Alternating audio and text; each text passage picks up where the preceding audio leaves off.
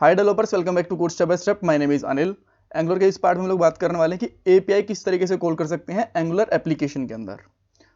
थोड़ी बड़ी वीडियो रहने वाली है बिकॉज हम लोग सर्विस भी बनाएंगे, एपीआई भी कॉल करेंगे, एपीआई को समझेंगे भी, डाटा को डिस्प्ले भी करना है। सो डोंट वेरी, रिलैक्स होकर बैठना, सब कुछ समझ में आएगा और इस वीडियो के बाद में आप काफ़ी कॉन्फिडेंट फील करोगे एपीआई के बारे में कि किस तरीके से इंटीग्रेट होती हैं।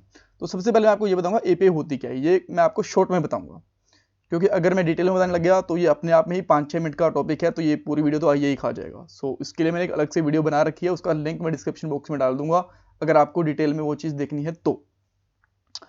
और उसके बाद में समझेंगे कि एपीआई का फ्लो काम कैसे करता है एंगुलर के अंदर। एक सर्विस बनाएंगे, उसके अंदर एपीआई कॉल करेंगे, जब हमारे पास डाटा आ जाएगा तो उसको हम लोग डिस्प्ले करेंगे हमारी स्क्रीन के ऊपर, और लास्ट में कुछ इंटरव्यू क्वेश्चन भी हम लोग डिस्कस करने वाले हैं।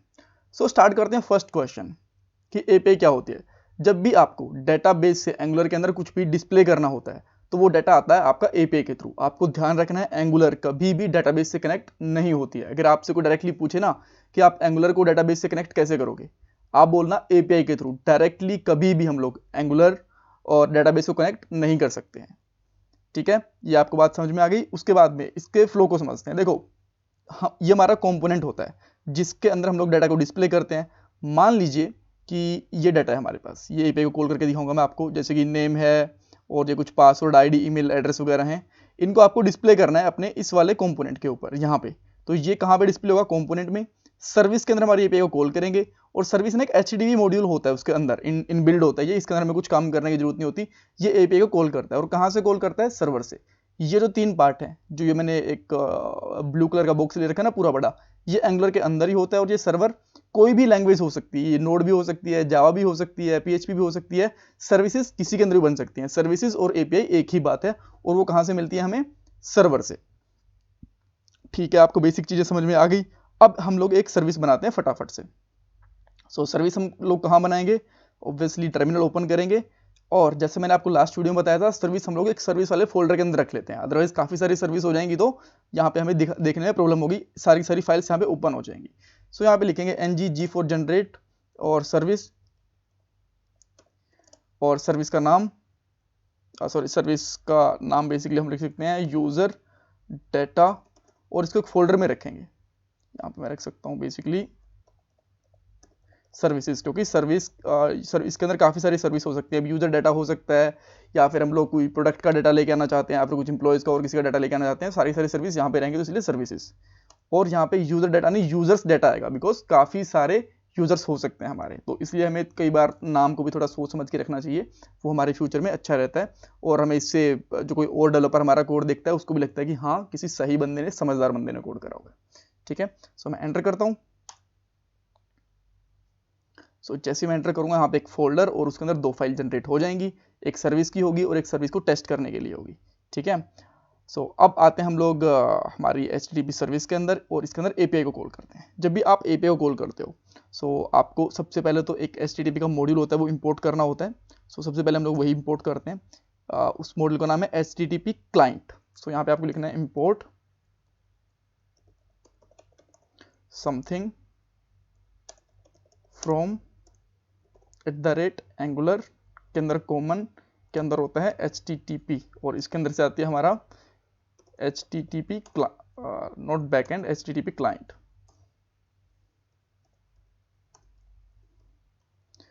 ठीक है, अब देखो, आपको कंस्ट्रक्टर के अंदर इसको पास कर देना है ताकि ये इसके सुपर कंस्ट्रक्टर में चला जाए, और आपको सिंपली यहाँ पे लिखना है प्राइवेट। आप पब्लिक भी ले सकते हो, बट हमें ये जो हम लोग यहाँ पे इसका एक ऑब्जेक्ट बनाएंगे उसको हमें लोकली रखना है, तो इसलिए आप लोग इसको सिंपली प्राइवेट भी रख सकते हो। प्राइवेट, और यहाँ पे लिख सकते हो आप सिंपली लिख दो यहाँ पे HTTP लिख दो, कोई फर्क नहीं पड़ता। और ये किसका इंस्टेंस होगा? वो होगा HTTP क्लाइंट का। ठीक है, और कंस्ट्रक्टर के अंदर ही हम लोग हमारी एपीआई को भी कॉल कर सकते हैं अगर हम चाहें तो। बट हम लोग यहाँ पे क्या करेंगे, एक यूजर नाम से फंक्शन बनाएंगे, उसके अंदर एपीआई को कॉल करेंगे, बिकॉज एक अलग से फंक्शन बनाना भी आपको पता चल जाएगा। मैं पे लिखता हूँ यूजर्स, और यहाँ पे ये रिटर्न करेगा एपीआई को। और एपीआई कॉल करने के लिए हमें क्या करना पड़ेगा? सबसे पहले दिस डॉट HTTP जो हमने यहाँ पे लिया है वो आएगा, उसके अंदर एक मेथड होता है गेट। अब गेट के अंदर आपको लिखना है एपीआई का URL, जो भी आप लोग जिस भी एपीआई को कॉल करना चाहते हो। सिंपल URL है, आप इंटरनेट से भी ढूंढ सकते हो या फिर एक जेसन सर्वर होता है उसकी हेल्प से आप लोग एपीआई बना सकते हो। सो जेसन सर्वर से एपीआई कैसे बनाते हैं वो भी एक अलग से मैंने वीडियो बना के रखा हुआ है, बिकॉज देखो एपीआई बनाना इस वीडियो में नहीं सिखा सकता, इसमें इंटीग्रेट करने की बात कर रहे हैं हम लोग, एंगुलर की वीडियो है। सो उसके लिए जो वीडियो बना रखी है उसका लिंक मैं डिस्क्रिप्शन बॉक्स में डाल दूंगा। अदरवाइज आपको इतनी जरूरत भी नहीं, इंटरनेट से ढूंढोगे तो आपको फ्री एपीआईज मिल जाएंगी। राइट, तो इसका डायरेक्टली पाथ यहाँ पे रख सकते हो या फिर एक चीज़ और भी कर सकते हो, डायरेक्टली आप चाहो तो कोई एक वेरिएबल ले लो जिसके अंदर आप लोग या फिर कॉन्स्ट ले लो। मैं यहाँ पे कॉन्स्ट ले लेता हूँ, कॉन्स्ट का नाम होगा मेरा यूआरएल, और इस यूआरएल में, अच्छा कॉन्स्ट में यहाँ पे नहीं ले सकता बिकॉज ये क्लास है मेरी, मैं इसमें डायरेक्टली प्रॉपर्टी लेता हूँ और इस प्रॉपर्टी के अंदर मेरा एपीआई का यूआरएल रख लेता हूँ इस तरीके से, और यहाँ पे मैं लिख देता हूँ दिस डॉट यूआरएल। ठीक है, अब ये हमारा फंक्शन रेडी है। लेकिन आपको एक चीज़ ध्यान रखनी है, जब भी आप इस HTTP मॉड्यूल को कहीं पे यूज़ करोगे ना, क्लाइंट को यूज़ करोगे इस API को, तो आपको एक मॉड्यूल भी इंपोर्ट करना होता है। ये बहुत से लोग भूल जाते हैं इंपोर्ट करना, इसको आपको ध्यान रखना है। कहाँ पे, अपने app.module.ts के अंदर जाना, और यहाँ पे एक मॉड्यूल होता है HTTP क्लाइंट मॉड्यूल, वो आपको इंपोर्ट करना है। तो यहाँ पे लिखो import something from @angular common, और इसमें रहेगा HTTP, और यहाँ पे आपको लिखना है HTTP क्लाइंट मॉड्यूल, और इसको रजिस्टर कर देना यहाँ पे आपके इंपोर्ट्स में। ठीक, कुछ लोग इसको डिक्लेरेशन में कर देते हैं, डिक्लेरेशन में नहीं करना, आपको मॉड्यूल्स के पास ही करना है आपको जो अपने इंपोर्ट करें। परफेक्ट। अच्छा, अब आपका एपीआई वाला जो काम है वो भी खत्म हो गया है, मॉड्यूल वाला काम भी खत्म हो गया। इसको मैं बंद कर देता हूँ, ये सर्विस वाला है, इसको अभी के लिए ओपन रख लेते हैं अगर आपको कुछ रेफरेंस चाहिए होगा तो। और इसको app.module.ts के अंदर हम लोग कॉल करने वाले हैं। ठीक है, सो अब सबसे पहले हम लोग इसको इंपोर्ट करेंगे। यहाँ पे जो हमारी सर्विस है इसको लिखता हूँ यहाँ पे इंपोर्ट समथिंग फ्रॉम सर्विसेज, और सर्विसेज के अंदर हमारी सर्विस का नाम है यूजर डेटा सर्विस, और इसका नाम क्या है, अगर मैं इसको इंपोर्ट करता हूँ तो किस नाम से इंपोर्ट होती है ये, यूजर डेटा सर्विस। तो इसको हम लोग इंपोर्ट करेंगे यहाँ पे। हमने इंपोर्ट कर लिया। अब मैं यहाँ पे कंस्ट्रक्टर ले लेता हूँ, एक कंस्ट्रक्टर, और कंस्ट्रक्टर के अंदर बेसिकली मैं एक यहाँ पे फिर से प्राइवेट ऑब्जेक्ट बनाता हूँ। लेट्स से मैं उसके यहाँ पे रख लेता हूँ नाम यूजर डेटा, और ये ऑब्जेक्ट रहेगा किस टाइप का होगा, ये यूजर डेटा सर्विस टाइप का होगा। ग्रेट।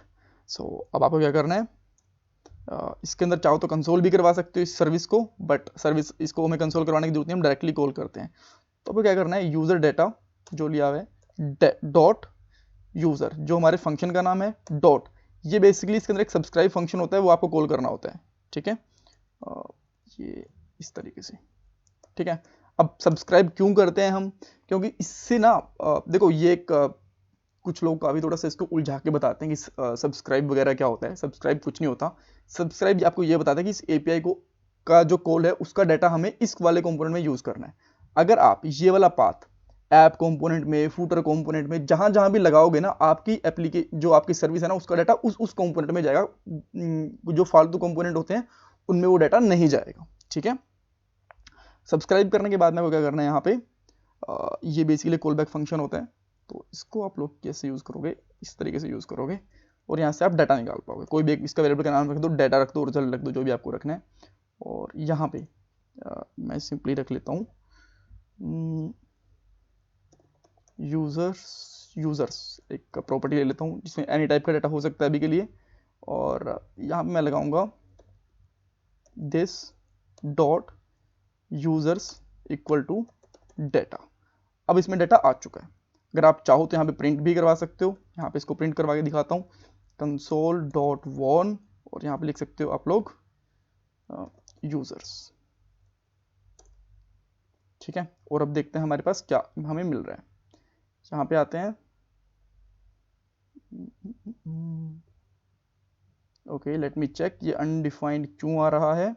अच्छा, एक काम कर सकते हैं हम इसको अंदर यहीं पे प्रिंट करवा लेते हैं इसको।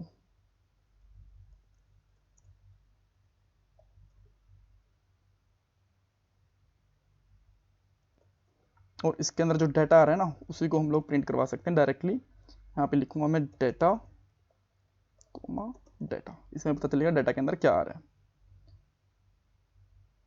देखिए अब हमारे पास यहाँ पे 9 डाटा आ चुके हैं, 1 2 3 4 5 8 9। लास्ट डाटा वो बैटमैन है। सो यहाँ पे भी देख सकते हैं हम लोग, जो हमारा फर्स्ट डाटा अनिल है, जो लास्ट डाटा वो बैटमैन है। सारे के सारे डाटा के लास्ट की आईडी है वो 10 है, और इसकी आईडी जो है लास्ट की वो भी देख लेते हैं, इसकी आईडी 10 है। मतलब परफेक्ट डाटा हमारे पास आ चुका है। अब इसकी में जरूरत नहीं है, इसको हम लोग हटा सकते हैं। अब जो यूजर प्रॉपर्टी ली है इसको हम लोग डिस्प्ले करना है बस सिंपली। अब इसको क्या करोगे, इसको यहाँ से पकड़ोगे और app.component.html में जाओगे, यहाँ पे सिंपली एक यूएल लोगे, li लोगे, li के अंदर ng4 लगाओगे, तो यहाँ पे लिखता हूँ स्टार ng4, यहाँ पे लिखोगे यूजर्स लेट बिकॉज ये लूप में एक एक यूजर करके आएगा, यूजर ऑफ यूजर्स, और यहाँ पे सिंपली लिखूंगा मैं यूजर डॉट नेम, और यहाँ पे देखिए हमारे सारे के सारे यूजर्स हैं, उनका नाम हमें यहाँ पे मिल चुका है। सो आफ्टर दैट हम लोग क्या करते हैं, लेट्स से कि आपको कुछ और डाटा भी दिखाना है। सो अभी के लिए मैं ज़्यादा कुछ चीज़ को इतना फनी प्रॉपर स्टाइल में इसको मैं प्रिंट नहीं कर रहा हूँ। सो आप इसको सिंपली लिख सकते हो यूज़र डॉट ईमेल, अगर इसकी ईमेल एड्रेस है तो। और अभी देखिए हमारे पास ओके क्या क्या चीज़ें हैं इसके अंदर, ईमेल है यहाँ पे, तो मैं यहाँ पे सिंपली लिख सकता था यूज़र डॉट ईमेल, और ये एक्चुअली डबल करली ब्रेसेस के अंदर आएगी, बिकॉज मैं रिएक्ट में भी काम करता हूँ तो कई बार मैं सिंगल करली ब्रेसेस लगा देता हूँ। और अब देखिए ये दो चीज़ें भी आ चुकी हैं। अब आपको सेम सर्विस मान लीजिए कि फूटर में यूज़ करनी है, तो आपको एक फूटर कंपोनेंट बनाना पड़ेगा। ये थोड़ा सा एक्सटेंड कर लेते हैं, पता चल जाएगा कि एक सर्विस दो कंपोनेंट में किस तरीके से यूज़ कर सकते हैं। ng-g4 जनरेट c4 कंपोनेंट का नाम है फूटर। फटाफट से लिखते हैं। जैसे मैं ये फूटर बनाता हूँ, यहाँ पे मैं इसको किस तरीके से इंपोर्ट करूँगा, ऐप फूटर। ये मैं आपको बहुत सारी वीडियोस में बता चुका हूँ, जब तक ये जनरेट होता है तब तक हम लोग इंपोर्ट कर चुके होंगे, ठीक है। और अब मैं इस कंपोनेंट के अंदर जाता हूँ, फूटर वाले में, फूटर HTML, और यहाँ से मैं लिख देता हूँ एक h1 टैग लेके फूटर, और यहाँ पे हम लोग एक डिव भी ले सकते हैं, एक डिव ले लेता हूँ। इसके अंदर ये लिखेंगे, डिव क्यों लिया है, ताकि इसके ऊपर हम लोग एक क्लास बना पाएँ, क्लास फूटर। सो फटाफट से मैं इसकी थोड़ी सी CSS भी लिख देता हूँ, ज़्यादा टाइम नहीं लेंगे इसमें। Dot footer position absolute background colour sky blue, background it should be background colour, right, background colour